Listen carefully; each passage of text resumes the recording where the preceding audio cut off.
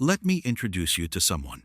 We'll call her Maya, 28 years old, marketing coordinator. Just landed her first real salary, $50,000 a year. She called her mom. She treated herself to the expensive coffee. She exhaled for the first time in years. She thought she'd finally crossed the line. 6 months later, she's doing mental math in a Kroger parking lot, trying to decide between chicken or vegetables. Not both. 1. Her checking account has $127. Her credit card is creeping toward $4,000. Rent is in 4 days. She's making more money than she ever has. And she's drowning. So what happened? Here's the brutal truth nobody says out loud. $50,000 isn't just a tight income. It's a trap built specifically for people who work hard enough to reach it. When Maya got her offer letter, her brain did exactly what yours would do. 50,000 divided by 12. That's $4,166 a month. She built her entire life plan around that number. She was never going to see that number. After federal taxes, FICA, and state withholding, her actual take-home lands around $3,316. That's $850 a month that evaporates before she touches a single dollar. Nearly $10,000 a year gone between what the job offers and what actually hits her account. And here's where it gets darker. Maya's co-worker, Priya, makes $48,000, technically less. But Priya has a child, files as head of household, and collects tax credits. When you run the real numbers, Priya walks away with more spendable income than Maya, despite the lower salary. Maya got a raise.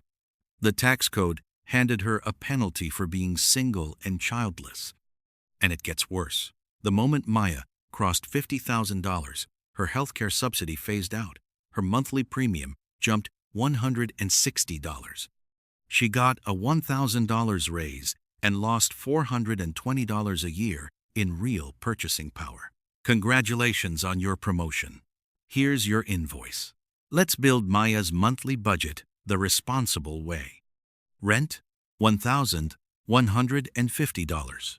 Car payment, $420. Insurance and gas, $355. Groceries, $350. Student loans, $283. Utilities, phone, internet, $240. Health insurance, $340. Total, $3,138. She has $178 left. That's $5.92 a day for everything else. Clothing, toiletries, a haircut, a birthday gift, an oil change, her sanity. That buffer sounds like a budget. It's actually a fuse. Month 3 tires blow out, and $580. She has $200 saved. The rest goes on the card. Month 4, her cat needs emergency care. Another $340. Month 6, cracked windshield. $500 deductible. Only $80 in savings. Month 12, rent renews. $75 higher. Car insurance ticks up $40. Her $178 breathing room is now $63. Credit card balance, $3,847 at 24.99% APR. Minimum payments mean she'll spend $28,000 paying off tires and vet bills over the next 3.5 decades. She didn't buy a boat. She bought groceries and tires and kept her cat alive. Here's where it gets almost evil. Maya's credit score is solid. A mortgage lender pulls her gross income $4,166, runs their formula, and approves her for $958 a month in housing costs. A $180,000 home. The bank looked at someone living paycheck to paycheck with growing credit card debt and said, "You should take on a mortgage." That $958 doesn't include property taxes, maintenance, or the refrigerator that dies 3 months after move-in, but she's approved. And when a bank approves you, something psychological shifts. You start thinking you must be doing okay. You're not. Banks profit when you borrow. They don't profit when you understand math and walk away. They would approve you for almost anything they could charge interest on. Approval is not affordability. That distinction could cost you a decade. Here's a statistic that should stop you cold. Who carries the most credit card debt in America? Not the wealthy, not the lowest earners. It's the middle people, exactly like Maya. Federal Reserve data shows 57 to 61% of middle-income households carry revolving credit card balances. High earners, 26%. Low earners, 28%. Middle-income Americans carry more than double the credit card debt of people above and below them. Why? High earners have savings cushions. Low earners often can't qualify for high credit limits. But someone like Maya qualifies for a $15,000 limit and lives in a reality where a $600 car repair wrecks the entire month. The gap between income and expenses gets filled with plastic. The average balance sits over $10,000 at 20% plus interest. That's $2,600 a year, just in interest for the privilege of having borrowed money to survive. When Maya got promoted from $43,000 to $50,000, she got roughly $443 extra per month after taxes. She was careful. Just small, reasonable upgrades. Better apartment, $180 more. Financed a newer car instead of fixing the old one, $420 a month. Better phone plan, $25. Gym membership, $40. 1. Nicer groceries and a few streaming services, another $88. Total upgrade cost, $753 a month. She got $443 and spent $753 improving her life. She now has less money than she did at $43,000. Research shows people spend 91% of raises within a year on lifestyle upgrades. The raise arrives and immediately gets absorbed not into wealth, into a slightly more expensive version of the same trap. At $50,000, you can either live at that income level or you can build wealth. You genuinely cannot do both. There's research on what income actually does for happiness. The dominant factor accounting for nearly 3/4 of the relationship isn't stuff. It isn't status. It's a sense of control over your own life. At $50,000, Maya has that control on calm Tuesdays. She loses it the moment a check engine light comes on. She exists in a psychological no man's land. She has enough to know what stability feels like, not enough to actually have it. She can see the shore. She can't reach it. And that's a specific kind of exhausting that being broke at $30,000 wasn't because at $30,000 she knew she was struggling. At $50,000, she's supposed to be fine. The cruelest part of this income bracket is the expectation it creates. Here's where the anger is fully justified.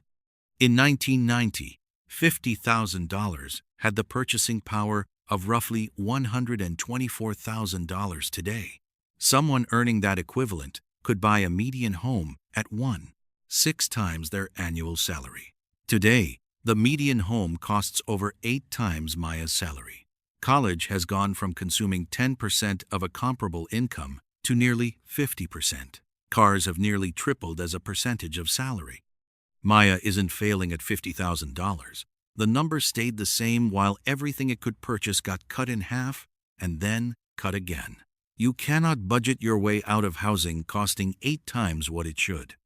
Okay, here's the part where we stop diagnosing and start solving. Maya's problem was never discipline. It was that she saw $3,316 and thought all of it was hers to spend. It wasn't. The invisible paycheck. The moment income arrives, redirect 15% to a retirement account and 10% to a high-yield savings account automatically before it hits checking. That leaves 75% for life. You build wealth from money you never see, never touch, never tempt yourself with. The zero point 0.6 rule. Anytime someone says you're approved for a payment, multiply it by zero point 0.6. That's your real affordability ceiling. A $958 mortgage becomes $575. A $420 car payment becomes $252. If that number feels impossible, the original number will eventually break you. Banks calculate survival. Calculate thriving instead. The fake demotion. Live like you earn $38,000 even when you earn $50,000. That's not punishment. It's an honest accounting of what $50,000 actually buys in today's economy relative to its historic purchasing power. The $12,000 annual gap between those lifestyles, invested over 10 years, compounds into over $160,000. The 5-year lens. Before any major purchase, ask what that monthly payment would become if invested for 5 years at modest returns. Maya's car payment is $30,000 in 5 years if redirected to investments. That reframes the decision entirely, not car versus nothing, but car versus $30,000. Make the choice consciously. If Maya changes nothing in 5 years, she's earning $55,000, carrying $14,000 in credit card debt, underwater on her car, with $6,500 in retirement savings. One unexpected $400 expense qualifies as a crisis. She can't take a better job in another city, can't quit a job she hates, can't take any risk that might improve her life. Every dollar is allocated before it arrives. That's not adulthood. That's debt servicing with a salary attached. But if she shifts course now, sells the car, absorbs the short-term loss, buys something paid off in cash, moves somewhere $275 cheaper, automates 25% of every paycheck, it hurts for 2 years. Her friends don't understand. Instagram makes her feel behind. Then year 3 arrives. No credit card debt, no car payment, $28,000 invested. A raise comes, and instead of upgrading her lifestyle, she banks the entire thing. Year 5, $67,000 invested. An offer comes in from another city at $72,000. She can take it because she's not chained to payments. Year 10, $240,000 invested. Still living on $42,000, 38 years old, with the ability to walk away from any job she wants. Not wealthy, free. There's a difference, and most people never learn it. The system will keep saying yes to you. Lenders, landlords, dealerships, they all profit when you say yes back. They won't warn you. There's no financial incentive for them to. The trap at $50,000 isn't that you earn too little. It's that you earn just enough to qualify for debt that keeps you just short of the freedom you were chasing. There's no trophy for maintaining a $50,000 lifestyle on a $50,000 income. The stress of barely clearing your payments every month will hollow out any pride you felt the day you got the raise. The only real question is whether your income works for you or whether you spend the next decade working for your income. You're not behind because you're bad with money. You're behind because nobody told you the game changes at $50,000 and not in your favor. Now you know. The math is simple. Living on 75% of what you earn and investing the rest consistently over time, that's the entire strategy. No complexity. Just consistency and the discipline to let compounding do what the system was hoping you wouldn't figure out. If this reframed how you think about salary and lifestyle, share it with someone who just got a raise before they spend it.